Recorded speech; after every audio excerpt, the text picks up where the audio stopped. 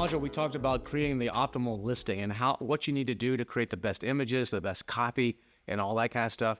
But once you've done that, how do you get that listing discovered? That's called SEO, or search engine optimization. And how do you appeal to the A9 algorithm? How does this thing actually really work to actually surface your listing so people can find it and hopefully buy it because you created a good listing? It all starts with discoverability, all starts with a good product. So you have to have a good fundamental product. If you've got a really good product, don't just do a Me Too product. Don't just do the minimum to get by, but create something special, create something unique and something good. It all starts right there. Without a strong product, you may have the best listing, but you're going to fail because you're going to get bad reviews. You're going to get people buying it and going, this just ain't for me. This is misrepresented. It's just not going to work. You're going to slowly fail and fall out of favor. So you want to have a good product. Everything starts with a good product. So do the best you can. I always see people there's something called Vine reviews. And we'll talk about that when we get into the launching stage, where there's people on Amazon, there's buyers on Amazon that you give your product to them for free and they will write reviews. And this is a great way to actually get some of the initial reviews for your listing. So before you've started, you have 0 reviews and somebody else has got 100 reviews. People aren't going to trust you over them. So how do you get some of those initial reviews? You can pay Amazon a couple $100 and they will reach out to about 30 people and they will say, hey, do you want Kevin's product? This is what it is.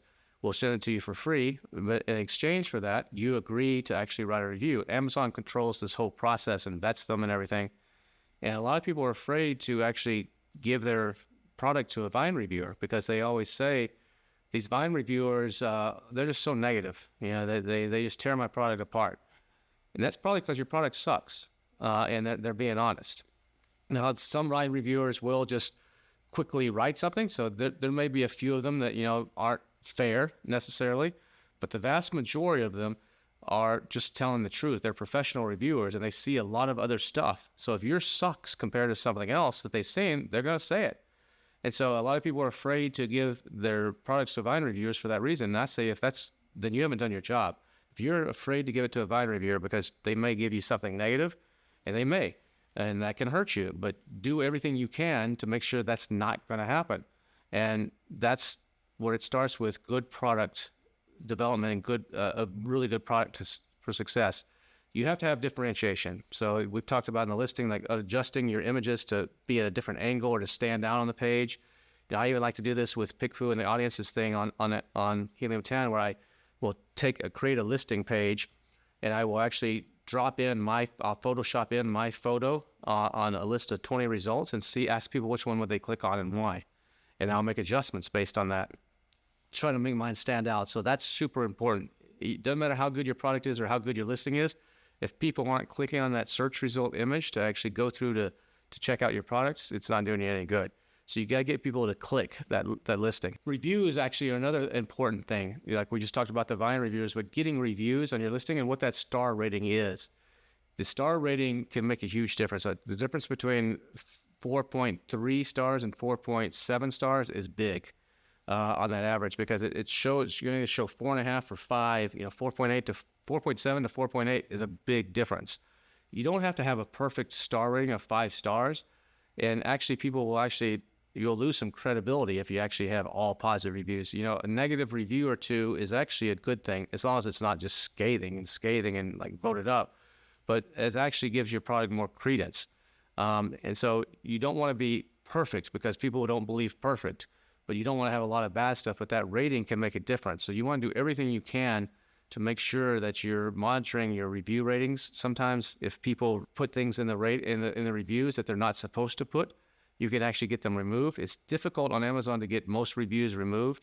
Most reviews on Amazon they're just not going to remove them. But if there's certain rules that if they violate one of these rules, that Amazon will remove it. So you can actually go by the terms of service, and you can open up a case. You can say this review, they were being derogatory towards a certain race because they used this particular word. It's offensive. And then you can oftentimes get the review removed. Or if they made a reference or they put a URL in there, there's a whole list of them. There's also companies that do this for you, and they can usually get about 10 to 15% of the reviews removed. So that's something you got to stay on top of, because one or two bad reviews or The difference between a single tenth of a point can make a huge difference in how you do. When it comes to reviews, typically the number statistically is you need to get to about 21 reviews for people to believe it. So when you have 3 or 4 or 5 reviews, people may not believe it as to be enough. It's a psychological subliminal thing that people just don't believe it yet. So once you get to 21 or above, people will start actually believing, okay, this is probably whatever it says it is. The more reviews you have, the better. When you're competing against people and you're looking for products, the number of reviews can make a difference in whether you decide to go with that product or not. If you're trying to compete against somebody with 10,000 reviews and you have 20, people are probably going to trust the guy with 10,000 more than you. So you may have to be okay with being second place or third place, and maybe there's enough depth there and in the search volume that you're fine there. You got enough differentiation, you can overcome that. And so those are things you got to keep in mind as well. The perceived value of your pricing is super important. You got to justify your price with your listing copy, like we talked about earlier. If you're charging a high price and people are like, why does this cost so much? You better have good video. You better have good images. You better have a good reason. Like the dog example that I gave you, the dog treats example in the last module, that works. And I even had one of the biggest sellers in the space, of bully sticks that just crushes it, reach out to me. How the heck is this guy selling these things at this price? We want to partner with him. And so they actually partnered with me, and we did a line of stuff together as well, because it's marketing. It's good marketing. Remember what I said in one of the earlier modules? This is all about marketing and innovation. Everything in business is marketing and innovation, and that's where you win. And that's where we won on that. Brand, your packaging matters. It may not matter as much when the customer gets it, but packaging, if you can include your packaging in the photos, it helps you stand out. It helps perceive value. Remember the knife example I gave you where the knife was selling for, was it $29.95, and they changed the packaging, a couple dollars extra for this packaging, put in this nice packaging, now it's over $100. They put a little shine or whatever treatment to the knife, make it look a little more classic or whatever, and that same knife. Added $3 or $4 to the cost, added $80 to the sales price. Those kinds of things are important. Packaging does freaking matter. Even when a customer gets the package, you're talking about people are like, how can I keep from getting bad reviews? Deliver it in a nice package. If you go to, like in Texas, there's a cookie company called Tips Treats. And when you go in and you buy these cookies, they're like $1.50 or $2 a cookie. And they're fresh. They're really good, by the way. But when you get it, they give you a little box with a little bow tie, a little blue tie on top. It's tied in a nice little ribbon. It's all presentation. It's all packaging. And think about when you buy an Apple product, how the packaging is. I mean, you can do overkill, but I've bought stuff as simple as like a little adapter for my MacBook. And it came in this like exquisite box with a little cable inside. It could have been just in a plastic bag, but this exquisite box that probably cost them an extra 50 cents to do it. But because of that, in my mind, I'm like, this is a badass cable. This could be a Belkin $50 cable instead of this $3 cable. And so as a result of that, I'm like, maybe I won't leave a bad review because the box is cool. There's a lot of little subliminal things that make a big difference. So you got to pay attention to all these little details. Remember also to make sure your brand registered. That can make a difference on what the tools that you can use and what you can show on your listing, and for discoverability as well with the storefronts and some of the other features, the social media aspects, the posts, and influencer program and different things that you can do. That can make a difference on your discoverability and your SEO on Amazon. Plus you get the hit the followers and you can message them. Like we talked about in one of the earlier modules, that's something important. Make sure, on your keywords, you can actually put this in your packaging. So like if one of your keywords is,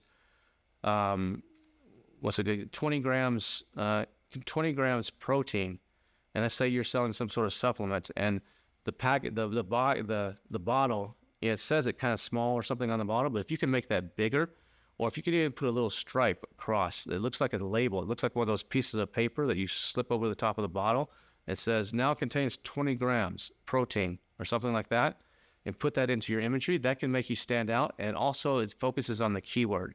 If you can get the keyword that remember that I said in the title, 3 to 5 keywords, if you can somehow get those keywords onto your box and your packaging, it can make a difference in your conversions because people put the 2 and 2 together subliminally. And the AI looking at images will also pick that up. So those are really important things. You're going to see a lot of times, there's all kinds of hacks. You're going to see people, sometimes I even share them in my newsletter or in some of the things I do because people love hacks. And hacks can work for a short period of time. They can help you overcome a challenge maybe, but they're usually short-lived. Amazon fixes the loophole, they fixes it. You got to focus on the fundamentals, and that's what we're teaching you here in the Freedom Ticket is fundamentals. Not teaching you the quick little easy things that just work for a little while, but the basics of the business. Focus on those fundamentals, and you're going to have a much better chance of being discovered and lasting. Remember, sourcing is where the profit's made. You make the money in the sourcing, not in the selling. When you're evaluating opportunities, you're evaluating SEO, there's going to be certain benchmarks. So you're evaluating influencers that are going to be promoting you. There's certain benchmarks that you can look at. BSR and sales volume on Amazon are important metrics, but they're vanity metrics. They're indicators of demand, but they're not everything. You can make a lot more money selling less at a higher price sometimes than selling more at a lower price. And also when you're a bestseller and you're up there in the top 1,000 BSR, you're a target. Other people are looking at you. There's nefarious players that like to do nasty things to try to take you down as their competition. There's other people knocking you off. I like to be in the middle of the pack. I like to run 3,000 to 10,000 BSR because I'm kind of off the radar. I'm being discovered, but people don't see me as a formidable threat, so they leave me alone. And those are the numbers where I like to be, and I just live at peace and make money. And so those are good places to be. Brand dominance is something that, sometimes less is better. You don't want to expand too much or have too many options. Limit your options. You don't need to, unless you're selling clothing sizes or shoe sizes where you got to have a huge plethora of options. But if you're doing lots of colors, don't do 100 different colors if it doesn't make sense. Do 3 or 4 and focus on those. Not only does it add to your inventory cost, but it adds to everything else. So that's something else to keep in mind as well. You actually want to look at your listing quality too. Helium 10 has a tool that will give you a listing quality score. The higher the score, the better. Amazon has an internal score as well based on do you have 5 bullet points? Do you have 7 photos? Do you have everything filled in? And the higher score, the better. So that's going to affect your how you show up as well. Your review count and your review rate is also important. If you can get more than 500 reviews on your product, this is going to take time. But that's where the magic can start happening. You start building a little bit of moat. You can still do well with less than 500, but if you can get to that point where it's 500 or more, you can do pretty good. Now, if your competition, everybody has 500 or more, and you're trying to weasel your way into them, it's going to be difficult. So you got to find those holes and those little gaps, and then you got to play to the A9 now. So some of the gamemanship and some of the finding gaps and finding keyword holes is going to be slowly going away as Amazon goes more and more towards the A9 algorithm and looking at a lot more factors. But reviews do matter, and the type of reviews that you have in there matter too. So if you're doing package inserts and you're asking people to leave a review, remember you can't influence them. You can't tell them leave a 5-star review. But if people are leaving reviews, ask them to be complete. Write something. Don't write one sentence. Write more detailed stuff. The age of your listing makes a difference. So the age of your listing, the more old listings there are on what you're competing on, the harder it's going to be for you to knock them off because they have a ton of history that Amazon factors in to the ranking. The dominance in the market, if one seller is dominating, like you look in the X-ray and there's like one guy that's got like 80% of the sales and everybody else is way down, there's either means a couple things. It either means that there's an opportunity there for you to step in and take number 2 spot and probably do well, or it means maybe there's an issue. There's a patent issue, there's a licensing issue, some sort of gating issue. So you need to look into that, and that can play a major factor as well. Keyword conversion rates. You want to try to get a conversion rate. On Amazon has one of the highest conversion rates online. On a Shopify site, if you're driving traffic from Facebook or somewhere, a 2 to 3% conversion rate is considered pretty good. On Amazon, that would be considered horrible because people are coming to Amazon to actually shop. So anything less than 7% on Amazon needs work. So if you're looking at your conversion rates and it's less than 7%, when you're looking at your PPC and some of your session percentages, and they're less than 7%, then you need work on your listing. Ideally, you can get to 15, 20% conversion rate. Now, usually if you see someone say, oh, I have an 80% conversion rate, I always question that. That means they probably don't have a lot of traffic. So that means they have 10 people a day looking at their listing, and they could have an 80% conversion rate, and that maybe is good. They're in a niche that's really narrow, and they're doing fine. But when people spout that, just make sure you take into all the factors as well. And then price variation. I've mentioned this before, but when I'm doing my research on what to sell, remember I talked about the makeup brushes, where everybody on makeup brush is $3 to $7 or so, and I'm trying to sell my $40 makeup brush kit. There's no way I'm going to rank on that keyword at that price point. But if there's a range of price points, some makeup brushes are $3 or $4. There's somebody else for 10, somebody else for 50, somebody else for 30. I might have a chance to actually sell, because people that are searching on that keyword are not buying based solely on price. They're buying for other reasons, and so my product can stand out. So those are some important things you need to think of when it comes to search engine optimization and actually trying to win that click on Amazon. Next, let's talk about the A9 algorithm and some of the basics of how it works. The A9 algorithm is what controls everything that's displayed on Amazon. It's a special algorithm developed by a group of people in Northern California, actually. They're not in the main offices in Seattle. That's like a secretive group of data scientists that have figured out exactly how to serve up the best, most relevant information that shoppers are looking for. And it's pretty sophisticated. There's a whole industry of Amazon sellers that are trying to reverse engineer this. Nobody knows the secret sauce of exactly how it works except for the people that are on the team. And so it's a tightly guarded secret in the space. But Amazon does occasionally share some of their thoughts. And there's a website called Amazon Science. I think it's science.amazon.com, where there's 100+ papers of data scientists, very technical type of papers, where they explain different ways of rationale of how to rank things and how to analyze keywords and how to do all this. And it doesn't tell you everything, but it tells you kind of what they're thinking. So there's people like Helium-10, for example, has a data scientist that studies these papers. And you could check out the podcast with Bradley did on Serious Sellers with it. And he studies these, and they try to figure out what is it that how do we talk to this A9 algorithm to give the best chance for us as building our listings, as product sellers, to actually sell more. And so you may hear sometimes people say, oh, there's a new version of it that just came out. It's all because it's constantly evolving. And they may say, oh, well, now there's an A10 or there's the A11. That's all hogwash. That's just marketing and BS. So if you see somebody on YouTube or somewhere that's doing that, run from those people, because they don't know what the hell they're talking about. It's called the A9. It's always called the A9. There's 9 letters in the word algorithm. That's where it supposedly comes from. That's the rumor. The old wives' tale is how it became the A9, Amazon, then A9 letters and algorithm. But there is no such thing as A10. But the thing that's important here is it constantly is evolving and changing. And Amazon right now is going through a phase of adding a lot of AI functionality to it. So it started out with basic keywords, where you just had to have a keyword in your listing.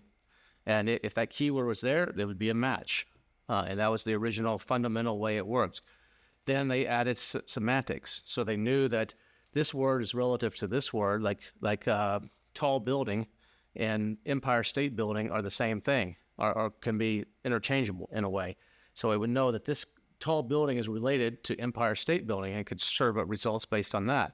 Originally, it didn't even fix for misspellings. So you had to put in the original Helium-10, scribbles, and there was a original Helium-10 tool set. There was something called a misspellinator, I think was the name of it, or something like that, where it would actually show you misspellings, and you put misspellings into your listings so that you would show up. And Amazon fixed that, as the algorithm evolved. Right now, we're going through a phase where it's AI is having heavy influence in what they're doing, and nobody knows exactly right now what that means and how that's going to impact everything. So what I encourage you to do is study up on AI, watch what Amazon's doing, either through my newsletter, billiondollarsellers.com, or through Bradley, the newsletter Bradley puts out, or the weekly buzz that comes out every weekend from Helium-10, and watch the webinars that we do monthly for Freedom Ticket. Join one of those webinars, because we'll be covering the latest stuff that's happening in the A9.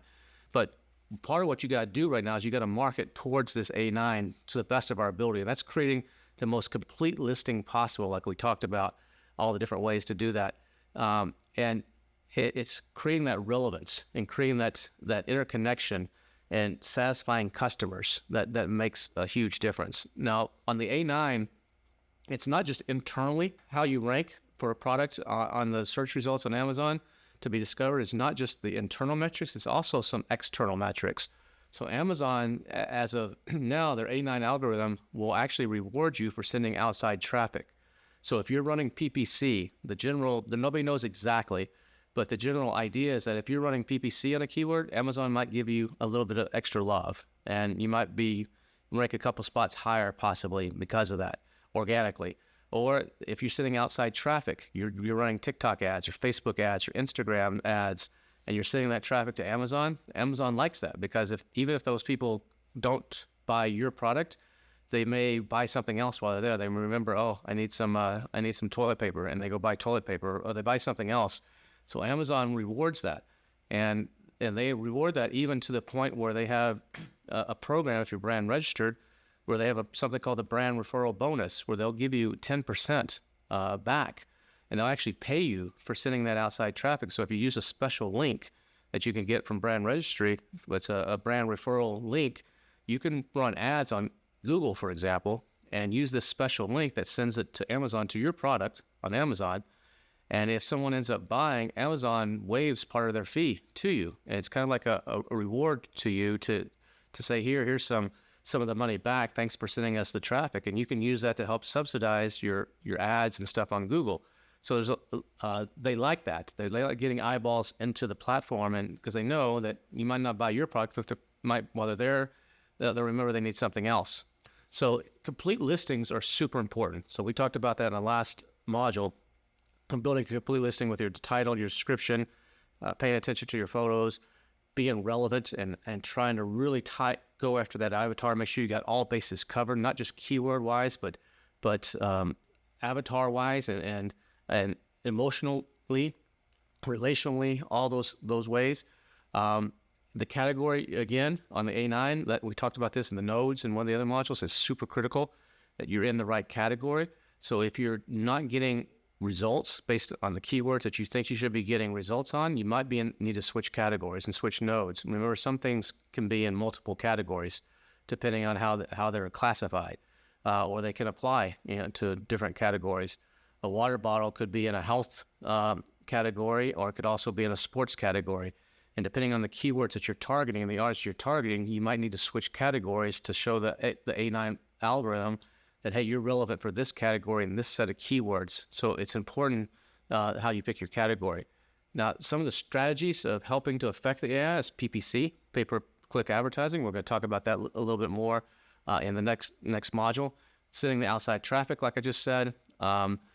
Plus, there's just a process of Amazon's A9 and their AI now, just doing trial and error, just figuring out who you are, what type of people are buying.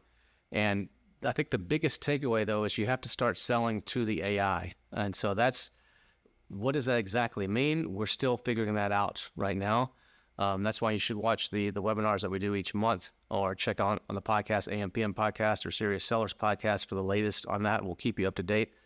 But there's a lot of changes. We talked about it earlier, how you do your images, and I gave you some specific examples in one of the earlier modules about how you compose your images. This is going to affect to the AI, the type of reviews, the type of questions people are asking on your listing, the way you fill out the description, the way you describe the product, not just with making it keyword dense with the keywords you're targeting, but making it contextually and relevancy dense. So Amazon search is, in the past, one of the ways that you would search, and with Rufus and some of the other AI things that they're developing right now, instead of if you're going to the beach and you need to you're going to, say, Panama City, Florida for the holidays in the summer with your family. In the past, you're like, okay, what do I need? I need a beach towel. I need a beach chair. I need an umbrella. I need a picnic basket. So each one of those things you would have to search for individually. You would search for picnic basket, or you search for umbrella, or you search for beach chair or cooler or whatever it is. Amazon now with the AI is able to actually group all that stuff together, and you can actually ask it a question. I'm traveling to Pensacola, Florida in July with my family of 4. And Amazon, maybe the AI might ask you a couple of questions like how old are the kids, or who's going, or it may already know based on your past history of what you've bought. It knows that you've bought stuff for an 8-year-old. It knows you've bought stuff recently for a 12-year-old. It knows it knows maybe you bought some clothes on Amazon and you wear a size large shirt or something. So it knows general stuff. So it will start using that information to actually tailor the results. And I'll show you everything that you need for a trip to Pensacola, Florida in the summer. Knowing that the temperature in July is probably going to be this. So you need this protection sunscreen. It's going to be doing more of that kind of stuff. So gaming the system on Amazon for ranking is going to change. We don't know exactly how, like I said, but it's an evolving space. But it's important to follow this and important to stay on top of it and to create the most robust listing you can. That's the key message here, is the most robust listing that you can. Make sure your listing solves problems and answers questions. You can go to answerthepublic.com and see what people are asking about your subject. You can type in a keyword and it'll tell you what people are, and if you can take that kind of stuff and put that in your Q&A on your listing, or even put it into your description or your A+ content, those kinds of things are going to help you, I believe, rank in the AI. So I think tools like answerthepublic.com are going to be super important for creating this Q&A type of search results versus just straight up keyword type search results. So build some of that into your listing. Try to solve problems. What's in it. Make sure you focus on the benefits, not the features. The why. Answer the whys. Use tools like Helium 10. Helium 10's follow-up tool can be a great tool to help you re-engage with customers and remind them to leave reviews after the fact, so that those reviews can be mined by the AI and the algorithm. You make sure you pay attention to your organic versus your paid sales. Remember, organic is the sales that you don't pay; you just show up in the page, and paid sales are what you're actually paying PPC. You're paying for keywords to actually show up and be relevant for those. Those kind of things are super important when it comes to ranking into the A9. Your conversion is probably one of the most important things, one of the top factors. When it comes to PPC, you want to have your sales that are coming from PPC ideally be between 20 and 40%. So if, when you first launch a product, it might be 100% coming from PPC because you have no sales history. So you got to drive that traffic. But over time, you want to get that to be about 20 to 40% of your sales are coming from advertising. Less is better if you can maintain a good, healthy sales rate. But 20 to 40% is considered a pretty healthy number. You want to make sure those keywords are converting well for you, because Amazon's not just about how much do you pay, it's how much are you paying plus how well do you convert. So how good is your listing? PPC is a great way to help you get visibility. It's a great way to actually teach the A9 algorithm, this is what I'm relevant for, because it'll analyze your listing and it'll say, I think it's relevant. Kevin's product is relevant for this. But wait a second, on the PPC, everybody's buying based on these other keywords. This other keyword's doing really well and getting a high conversion rate. So therefore, maybe it's a little bit more relevant for this. So it'll shift its thinking a little bit over time. And so you want to adjust based on your PPC and how things are converting, and de-emphasize things that aren't working so it doesn't teach the algorithm incorrectly, and double down on things that are working so that it properly guides it in the right way. The conversion rates when you come to a listing on Amazon, like I've mentioned before, Shopify or somewhere like 2 or 3% on the standard site. Anything below 7% on Amazon is you need work on your listing. Something's not right. You should be hitting at least a 7% conversion rate. This is called the unit session percentage, so you can see this in your reports. So it's the number of people that come to your listing versus the number of people that actually end up buying something. You can also see this data on your competitors by going into, if you're brand registered and have your trademark registered, you can go into brand analytics and product opportunity explorer, and it'll show you the conversion rates of the top 3 sellers in the category, the top 3 most clicked, the top 3 that have the highest conversion rate. And you can get an idea and take it and reverse engineer what those other people are doing and see if you can apply some of what they're doing to your listing. A 7 to 15% conversion rate is pretty standard, pretty average. 15 to 20%, you're doing good. If you're above 20%, that's great, especially if you have a decent amount of traffic. Like I said, outside traffic can really help you on the ranking. You got to make sure on the algorithm, the A9, you keep an eye on your reviews and your inventory management. Amazon will rank you a little bit better if the more inventory you have. If you're about to run out of stock and somebody else has got a lot of stock, they may actually penalize you. Nobody knows exactly how much, but you may actually get penalized a little bit and they may show somebody else. When it comes to inventory management too, make sure now with the new systems, you're in stock in these different little hubs that we talked about earlier around the country. And sometimes that may mean when you do your inventory planning, you guys ship in, instead of shipping to one place, you may have to split it to 3 or 4 places so you can speed up this delivery, speed up the check-in time so you can make sure you stay in stock locally. Otherwise, you might not show up. Like I said earlier, if you have a product in stock in California, but someone in New York wants to order it, Amazon may not even show it because it's not available locally when there's other options that are available locally.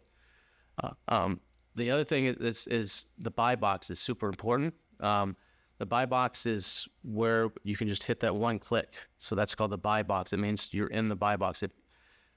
Usually if you're the only guy selling, you're going to have the buy box unless there's a technical issue or you have a pricing issue.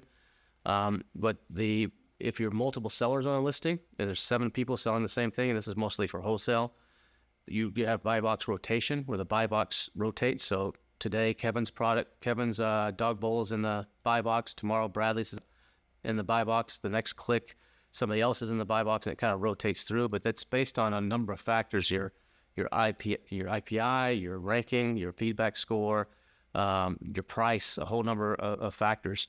So you always want to try to maintain at least 30 days of stock as well, and keep your feedback rating above 98% when possible. You also, Amazon will look at things about pricing. They scrub other sites like say Walmart or even your own personal website. So eBay, if you're selling cheaper somewhere outside of Amazon, Amazon will sometimes suppress the buy box. Now there's some rulings going on around the FTC, and this could change, but Amazon doesn't like it when you sell cheaper somewhere else. So they don't kick you off. They just don't put you in the buy box. It's kind of like you're in timeout until you fix your price and make it more in line with what you're selling elsewhere. Amazon wants to discourage people from going off of Amazon and buying it somewhere else. The other thing is that there's something called the nickname is the honeymoon period. This is not really official. This is what some outsiders that have been analyzing the A9 have called it. And it's called the honeymoon period. And the general idea is that when you first launch a product, you have a window where there's no data. Amazon has no data. They don't know what's relevant, what the history is. So you kind of have, there's a different school of thought on, is it 2 weeks? Is it a month? Is it 45 days? Is it the first 1,000 visits to the page? There's different schools of thought, but the general consensus is there is a window in the beginning that you have where you need to take advantage of that window. You don't just want to put your product up and just kind of have it just sitting there doing nothing for a while, because you could lose advantage. So you want to, when you first launch your product, you want to set a date and make sure that you actually have stock. So if you're setting up your listing, you can put a future date. You can put, this will be released on 2 months from now. And you can always change the date and move it forward if you want to. But don't have the Amazon clock start ticking before it's necessary. So once you first come into stock, you need to be ready to fire. You need to be ready to start sending traffic, start running ads. You need to have all your ducks in a row, have your friends and family ready to buy the product, have your marketing, your Facebook stuff ready to go, have your influencers lined up so that out of the gates, you can come out hitting hard and try to give your product the best chance to launch. It's kind of like a rocket ship shooting off of Cape Canaveral. You got those big thrusters and those big rockets on the bottom that lift it up into the atmosphere, and then things start peeling off and it just kind of floats and guides. It's kind of a similar process on the honeymoon period. You want to put all those thrusters on straight away and take advantage of those first 2 to 4 weeks and come out hitting hard. Otherwise, it's going to be a little bit more of a struggle to rank on some of the keywords for you. Your click-through rate is super important too. How many times Amazon shows your product, either through PPC or organically, and how many times does someone actually click on it? So that's where standing out with the listing and creating the main image that's a standout image and looks different than the rest can help you get that click rate, because the more people are clicking on it, the more people Amazon's going to show you. Don't obsess over the BSR. Like I said before, your bestseller rank, that's not something you need to focus on. Avoid running out of stock at all costs. If you run out of stock for a day or two, you're probably okay. But if you're out of stock for weeks, you're basically starting over. Even if you got a lot of reviews, it's just going to tank you. You can regain it, some of that space, some of that spot. You might slip from a BSR, say 1,000 to 100,000 by going out of stock for a while. But when you come back, you'll go up to as soon as you start making some sales, you'll get back up to 50,000, then 40,000, then 30,000, but you might not ever get back to 1,000. You're going to probably be somewhere 2,000 to 5,000. So it hurts you. So running out of stock is a major no-no on Amazon. And if you do run out of stock, there's some people say, well, should you raise your price? Should you slow things down? I'm not a believer of raising your price to slow sales down. I believe if you're going to go out of stock, go out with a bang. It's kind of like someone, Tom Brady retiring after he wins the Super Bowl, not when he's, just had his worst season ever. You want to go out on top. So go out on top, and then you can close the listing, or you can set your pricing to be something crazy high so that it defaults to an error, and you can kind of stop the ticker from clocking in zeros on your sales. And that'll help you a little bit, but you want to just try to avoid it, period. Your refund rate is important. Amazon will penalize you if you have a high refund rate. Typically, anything above 3% is considered bad by Amazon, unless you're in clothing or something with a lot of sizes. Then you can go up to 15 to 20%. But you'll get warnings if you start having a high refund rate. Amazon now also shows, like on some of the listings, like this product is returned a lot, or I forget the exact wording, but something to that effect. And so it's a discouragement. So you want to do anything you can to avoid returns and refunds to make sure your product is top notch. Videos are great to add in for engagement. Your review rating is important. Whether you have 3 stars, 3.5 stars, 4, 4.5, or 5, that's super important. People can filter by that. Even I often filter by 4 stars and up, so eliminate the things that are too low. The Q&A section is a great section to use you can ask questions yourself, or you can have friends ask questions, and then you can answer them. You can use Answer the Public to get some of these questions, or have your friends say, does this product work? Does this go well with such and such? And then you answer the question and put keywords in there. That'll help the AI. It'll help the algorithm. Those are things. If you can get badges, there's badges like Climate Friendly Badge. If your product is sustainable, you can apply to get these special badges that show up, and those can really drive your sales. If you can get a bestseller badge, your sales will go up on average, according to Amazon, 41%. So just having the bestseller badge can raise your sales by 41%. But there's other ones, Best New Release, there's Amazon's Choice, there's the Climate Friendly, there's Frustration-Free Packaging. There's a ton of these badges, so explore the badges, and if you qualify for some of those, some of them are like small business owner or minority. All those little badges can help you stand out and help you get extra traffic. Remember, keywords are essential and on selling on Amazon. We've talked about that in detail, but you got to use the relevant keywords in your listing. You got to be in the correct category. Title is super important. The bullet points are super important. Those back-end search terms are super important. But more important is the perceived value, and that's what you do with images related to your price. Those are super, super important things when it comes to selling on Amazon. So I think in the last couple modules, we've given you a lot of good insights on how to create your listing, how to optimize it for SEO, how to optimize it for the A9. And I hope this has given you some insight and some direction to help you go out there and crush it on Amazon.